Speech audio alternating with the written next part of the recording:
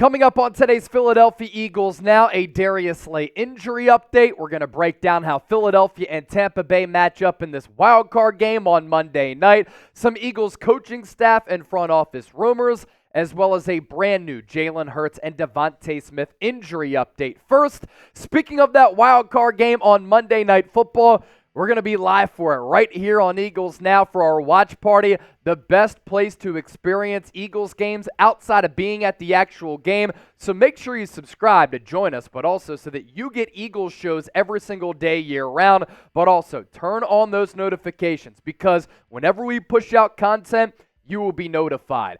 Let's begin here with big play Slay. Is he going to be able to make a big play in this game against the Buccaneers, as Tampa Bay features a receiving core with Mike Evans, who surpassed 1,000 yards yet again, and Chris Godwin, who had a sneaky good season, also getting past that 1,000-yard receiving mark. Darius Slay on his podcast guaranteed that he's going to play in this game, and this secondary can sure use him. Here's a quote from Slay, and I absolutely love his personality. "The knee is feeling good. Did a lot of drills this week. I'm saying I'm feeling good, getting into the rotation. It's go time now. It's playoff time now. Playoff football, and you best believe I will be out there." And I know y'all be like, dang, Slay, how do you heal so fast from a torn meniscus? The average person don't heal as fast as I do from a torn meniscus. This is a clean body. I'm talking about no drinking, no nothing. We just vibe, and I'm just high off energy.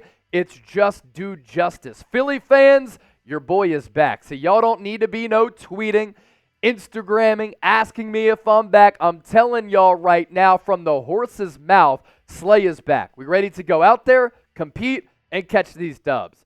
The Eagles certainly need the play of Darius Slay. Hasn't quite played at the Pro Bowl level that he displayed last year en route to the Super Bowl, but they can use him in this secondary because it has been just an awful defense for a long period at this point. But also, you think about how Darius Slay carries himself and his presence inside the Philadelphia Eagles locker room and how he just explained him coming back to the field. This Eagles team is down in the dumps right now. They're trying to get out of this funk. They've lost 5 of 6. We've seen an awful collapse for this team. I think that the Philadelphia Eagles need Darius Slay's positive energy in the locker room and on the field. Eagles have missed him in that secondary, as I said. They've lost 3 of 4 without him. And for him to come back from this knee surgery so quickly, that's a credit to him for keeping his body clean. Hasn't played since going into that Seattle game in Week 15. And the secondary without big play Slay. Travesty and a mess. And I know a lot of people have said Slay's been trashed this year. Him and James Bradberry washed overnight. The numbers not as good as they were in 2022 when he was a Pro Bowler, but Darius Slay played some pretty good football here, honestly. 12 games this year, 14 pass breakups, even across the board there, and 2 interceptions as compared to 3 last year. And the Pro Football Focus grades also very, very similar. That 73.1 and the 77.4, by the way. Those are the 2022 numbers. And then this year, 68.4, 68.6. Those are the 2023 numbers. But either way, pretty on par with what he did a year ago. And individual struggles for some of the players on this Eagles defense, and really when you're talking about football in general, that can be a byproduct of a bad scheme. And I think the Eagles right now have a bad scheme. Wasn't working with Sean Desai. He clearly wasn't really the problem, though. And keep in mind that Matt Patricia, new play caller, so the Eagles have had to adjust to that. Slay hasn't been in the action, or been on the field, I should say, with Matt Patricia as the play caller because he took over during that Seahawks game. But keep in mind that Matt Patricia is running Sean Desai's scheme. So right now, this Eagles defense has been off. It's been a mess because the scheme is bad and the communication has been bad because of that. And I think all year we've just seen offensively and defensively that not having the same coordinators year over year, Shane Steichen, Jonathan Gannon, to Brian Johnson, Sean Desai, Matt Patricia, has hurt this Eagles team in totality. So can Slay's return help this Eagles defense? I want to hear from you down in the comment section right now. H for help or D for this unit is just doomed. Let me know in the comments section. As for DeVonta Smith, he was just asked this moments ago as we're recording this early on Thursday afternoon if he's going to play against the Buccaneers. I don't have a pep talk for y'all. I'll be there. Count me in. I'll see you on Monday.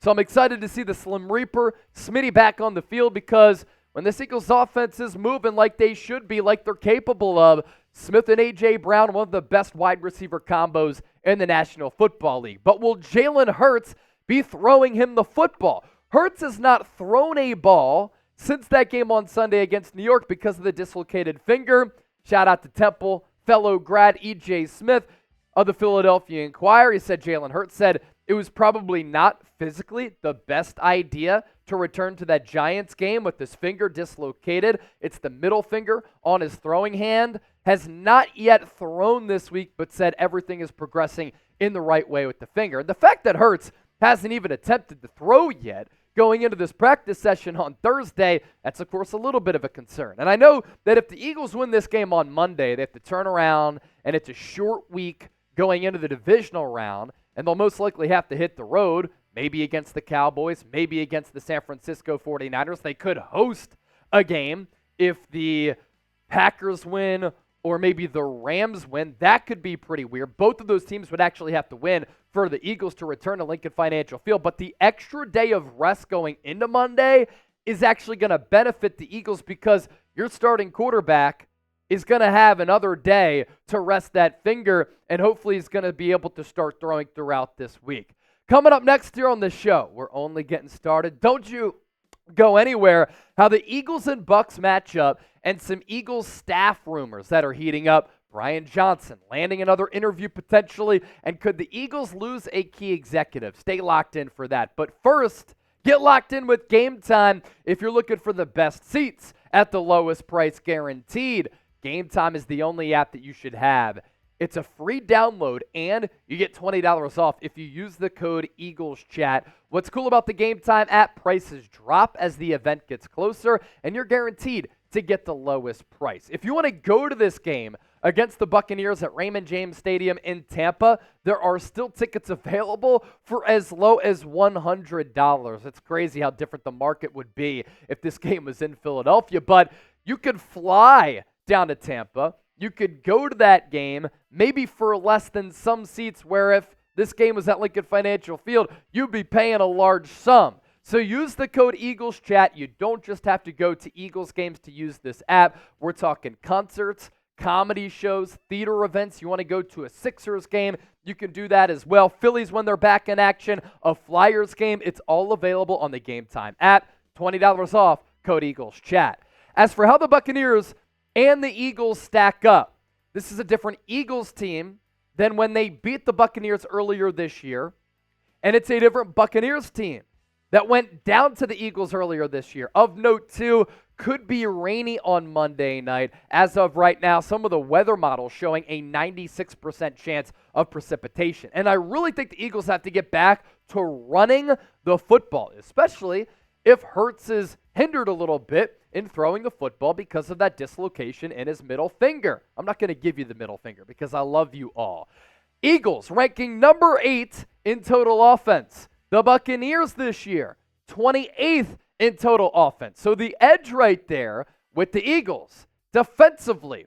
The Buccaneers did rank 23rd in total defense, but they're also really good inside the red zone and forcing turnovers. The Eagles defense ranked 26th in total defense. So right there, Tampa Bay and Philadelphia pretty evenly matched on the defensive side of the football. This is where things get a little bit interesting, though.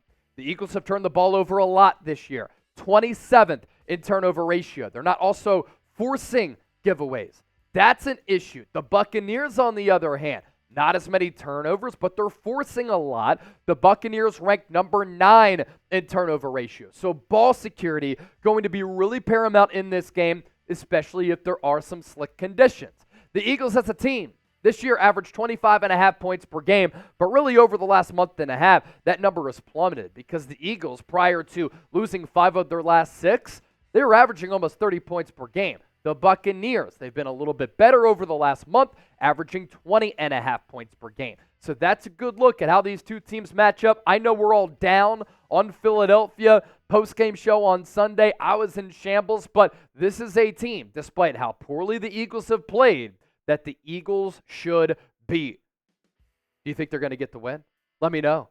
Type PHI or type TB once more down in the comment section. I'm so conflicted on this. I'm going to be a believer in this Eagles team.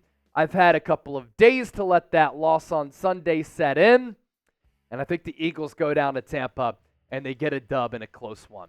As for some front office and coaching staff rumors here, Jordan Schultz, NFL insider for Bleacher Report now, with this report that the Tennessee Titans are requesting to interview offensive coordinator Brian Johnson. So that makes two teams that are interested in Brian Johnson, Carolina Panthers as well as the Tennessee Titans. The Panthers moving on from Frank Reich earlier this year, and the Tennessee Titans surprisingly firing and moving on from Mike Vrabel. We talked about him on yesterday's show. I'd give him a bag as a defensive coordinator if he cannot land a head coaching job somewhere else at the NFL level. But now that Bill Belichick and the New England Patriots have parted ways, wouldn't surprise me if Vrabel goes there. Now, a lot of you don't like Brian Johnson, right? You think he's done an awful job this year. You should actually be rooting for him to get a head coaching job if you want some draft picks back. The compensatory pick rules per the NFL, if another team makes a minority hire for a key member in the front office, a high-level assistant, or they promote somebody to head coach, the Eagles would get back 2 third-round compensatory picks. So if you don't like Brian Johnson and he were to get a head coaching job, it's a win-win for you. You get rid of Brian Johnson as the OC, and you get 2 draft picks, compensatory picks in that third round. So that's the coaching buzz on this staff. As for this front office, Albert Breer saying that Eagles assistant general manager Alec Halaby will interview for the Commanders head of football ops job in Miami this week, and the Panthers plan to interview him as well. The Eagles have become a breeding ground for assistants to land head coaching jobs and for front office members to land general manager jobs. Who is Alec Halaby? Very similar path here to Howie Roseman. He went to Harvard. He's the current Eagles assistant general manager. Like Howie Roseman, got his start in analytics. Howie Roseman went to Florida, got his start in analytics, and then he crossed over into player personnel. And that's why Howie Roseman is such a cap genius, and Halaby is trying to really follow that same route.